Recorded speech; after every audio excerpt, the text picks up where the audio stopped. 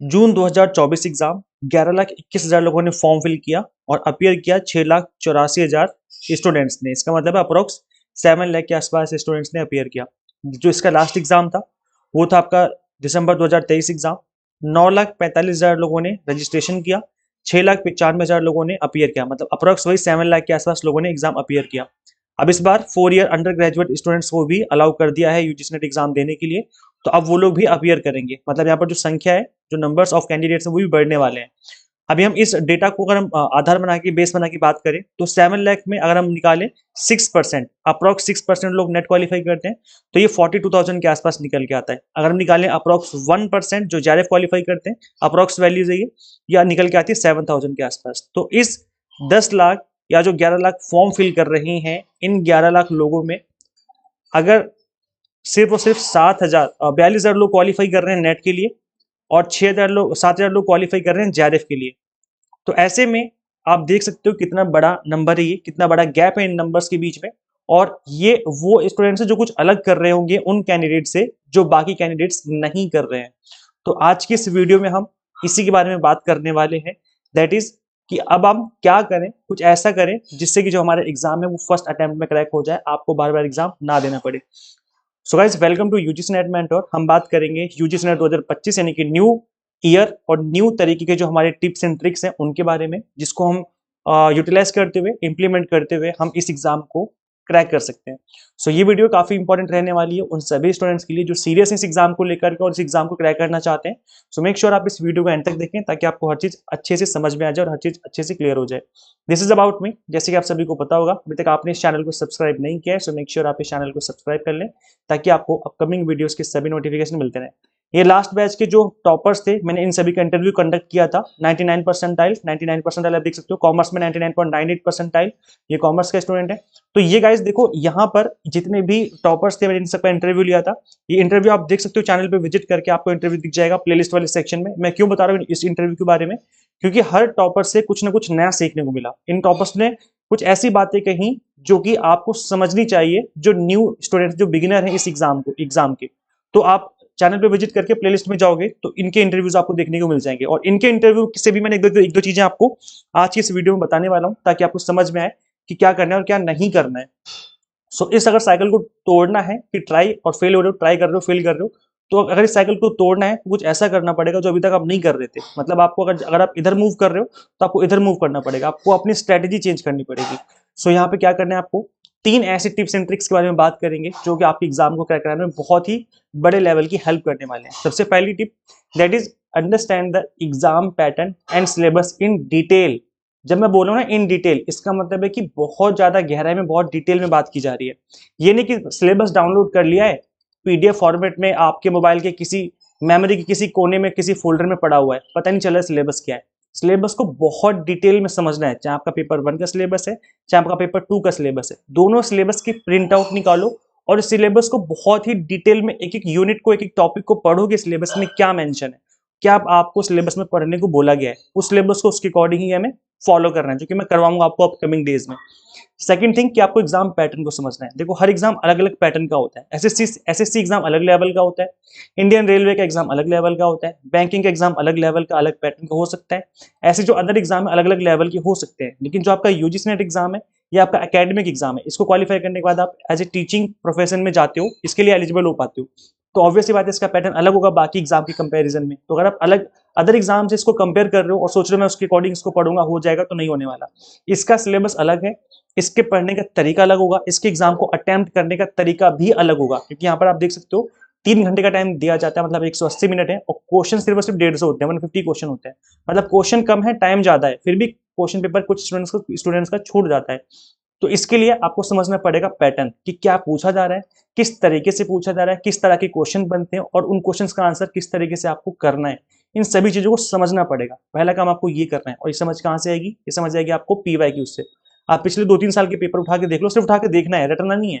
2-3 साल के पेपर उठा के देखो, वहां से आपको पैटर्न समझ में आ जाएगा कि किस लेवल के, किस टॉपिक के, किस तरह के क्वेश्चन बन रहे हैं, किस लेवल के बन रहे हैं।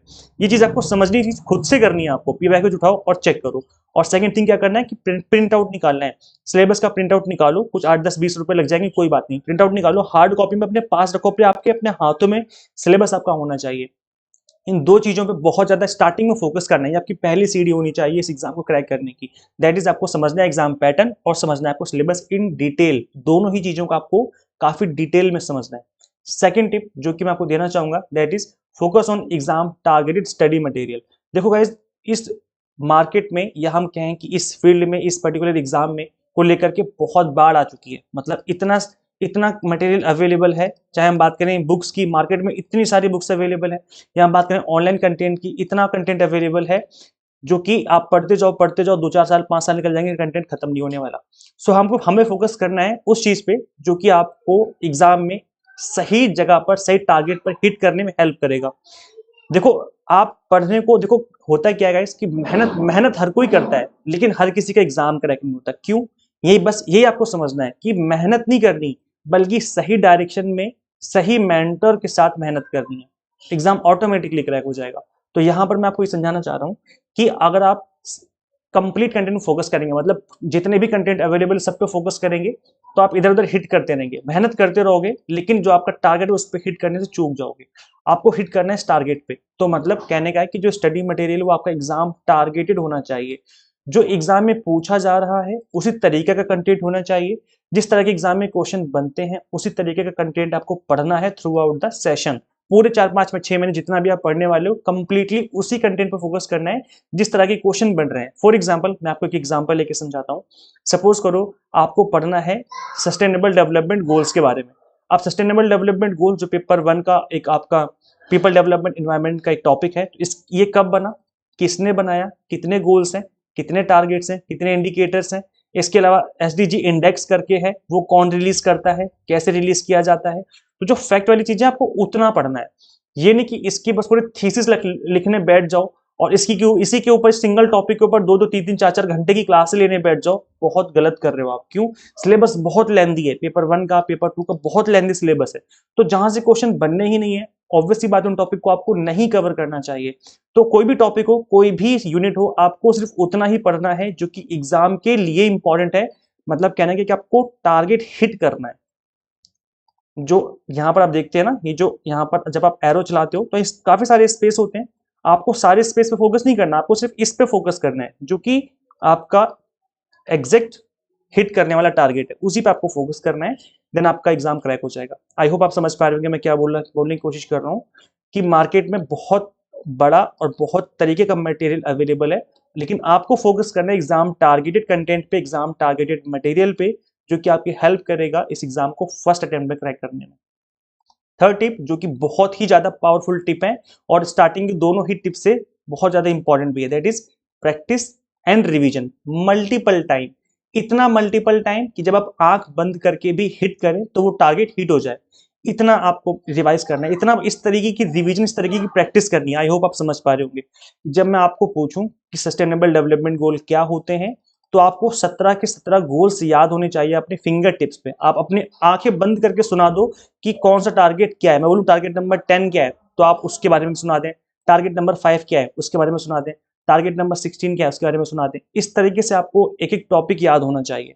कब बना, किसने बनाई, सब चीजें। मतलब आपसे मैं आंखें बंद करके बोलूं ना कि ये बताओ ये कब हुआ, ये कैसे हुआ, तो आप उसका आंसर फटाफट फटाफट फटाफट करने लग जाओ। जब आप इस लेवल की रिवीजन एंड प्रैक्टिस कर लेंगे गाइस, बिलीव मी, मैं आपको लिख के दे सकता हूँ, बिलीव मी, कि आपका एग्जाम क्रैक होने से कोई नहीं रोक सकता। लेकिन करना यही है जिस तरीके से मैं बोल रहा हूँ। मल्टीपल टाइम आपको रिवीजन एंड प्रैक्टिस करनी है, और वो कैसे कर पाओगे, वो तब होगा जब आप टाइम से सिलेबस फिनिश करोगे। सिलेबस ही फिनिश करने में आपके 4-5 महीने लग जाते हैं। बस यही गलती करते हैं आप लोग कि लास्ट एग्जाम से 1-2 महीने पहले पढ़ना शुरू करते हैं। मतलब सीरियसनेस जो है एग्जाम से 1-2 महीने पहले आती है, और तब सिलेबस फिनिश करने में ही टाइम लग जाता है, क्योंकि सिलेबस काफी बड़ा है, रिवीजन हो नहीं पाती। और जब रिवीजन नहीं हो पाती, तो जब जब ये कॉन्सेंट्रेशन लेवल नहीं आ पाता है टारगेट को हिट करने का, तो एग्जाम क्रैक होने में बहुत मुश्किल हो जाता है।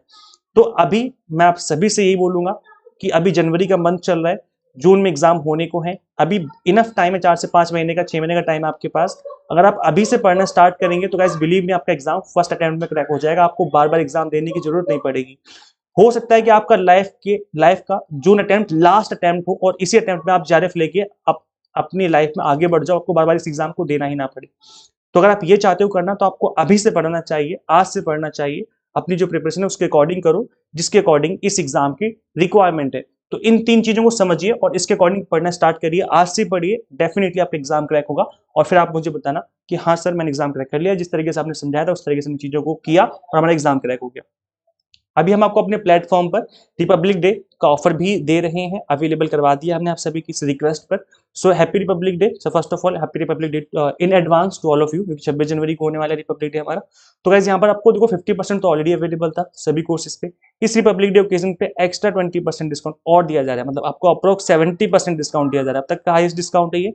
फ्लैट 20 कूपन कोड है, जैसे अप्लाई करेंगे आपकी फीस ऑटोमेटिकली रिड्यूस हो जाएगी। अब मैं बता दूं क्या कुछ मिलेगा, किस तरीके से आपको इस ऑफर को अवेल करना है। देखो गाइज, मैं आपको अपने प्लेटफॉर्म पर हमेशा ही समझाता हूं कि आपको एग्जाम टारगेटेड स्टडी करनी चाहिए, हमेशा स्टिक रहिए टारगेट से, आप कभी नहीं भटकेंगे। So paper 1 commerce management and political science की हम आपको एग्जाम टारगेटेड प्रिपरेशन करवा रहे हैं अपने प्लेटफॉर्म पर। कंप्लीट कंटेंट बाइलिंगुअल मिलेगा, कंप्लीट लेक्चर, चाहे थियोरी लेक्चर्स हो चाहे एमसीक्यूज लेक्चर्स हो, 100 मॉक टेस्ट मिलेंगे प्रैक्टिस करने के लिए, एंड पीडीएफ नोट्स होंगे जिसके थ्रू आप multiple time revision and practice कर सकते हैं। सो किस तरीके से इनरोल करना है, किस तरीके से आप आगे कंटिन्यू कर सकते हैं स्टडी हमारे साथ, गूगल प्ले स्टोर से आपको simply exam mentor app install करनी है। अगर आप iOS यूजर हैं तो उसका लिंक भी आपको इसी वीडियो के description box and comment box में देखने को मिल जाएगा।